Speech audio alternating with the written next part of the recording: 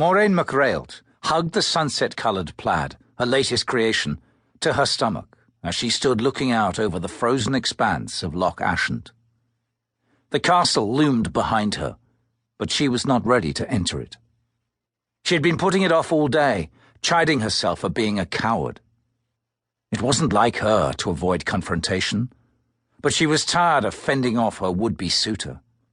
She missed the days when she could hide behind her mourning. No one had approached her about marrying again until her official mourning period had ended just a fortnight earlier. She let her gaze wander over the double-peaked expanse of snow-draped mountain on the opposite shore, then up to the scudding clouds retreating down the length of the glen. She hadn't always been a coward, but marriage hadn't turned out the way she had expected. They had both quickly seen their mistake, but 'twas too late when they discovered it. They were married, and there was nothing to undo that, until Hamish's early death one night while reaving the MacTavish's cows with the chief's sons. She should have felt a stab of pain at the thought of him, or at least guilt, but lately even that had faded to a small hollow ache that it was becoming all too easy to live with. Not that anyone else need know that. She had been mortified that her first reaction to the news had been relief. She had been sad. He had not deserved to die so young, but deep inside, where she would never let anyone see it, she had felt a door open. She had felt her true self pour forth again from where she had locked it away, trying to be a good wife. But she would never do that again.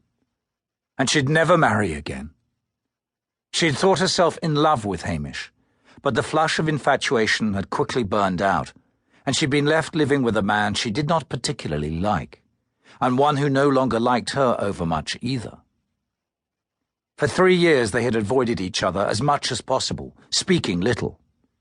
He had been miserable, and she blamed herself for that, but she had also been miserable. That, too, she blamed on herself. He was older than she was. He knew what he wanted in a wife. She was much younger and had been so lonely after the death of her mother and the emotional retreat of her father that the gratitude at the attention Hamish heaped on her had felt like love.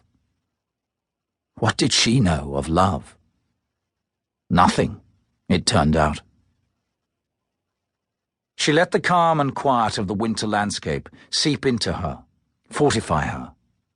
She drew the sharp-edged air into her lungs. Sick of her own cowardice, she faced the castle only to find herself being watched.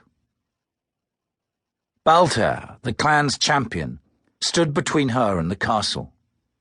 A slow smile spread across his ruddy face, pulling his narrow lips tight, and his crooked nose even further out of line than it usually was. The man really shouldn't smile. His eyes went to slits, and he looked almost as if he were grimacing. She'd like to grimace too, but she managed to stop at a frown. "Is there something you need?"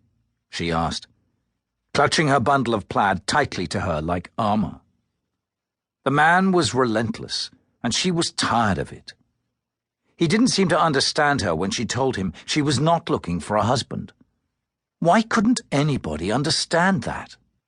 One thing she was beginning to understand was that when Baltair got it into his wee little mind that he wanted something, say, her, he was just as unyielding and just as hard of hearing as the stone wall his chest resembled. "Why are you always in such a hurry to get away from me, Morainn?" he asked, his voice low, as if he spoke to a lover. She clamped down on the urge to kick him in the shin, or maybe higher. She satisfied herself with the thought, not the action, and cocked her head at him. "I have much to do. Do you not as well?" "Not so much that I cannot take time to woo my future bride." His nose shifted direction subtly with each word he spoke. His hair, so dark a brown 'twas almost black, writhed around his face in the breeze that was growing stronger and colder by the moment. "You used to have sweet words for Hamish. Do you not have a sweet word for me?"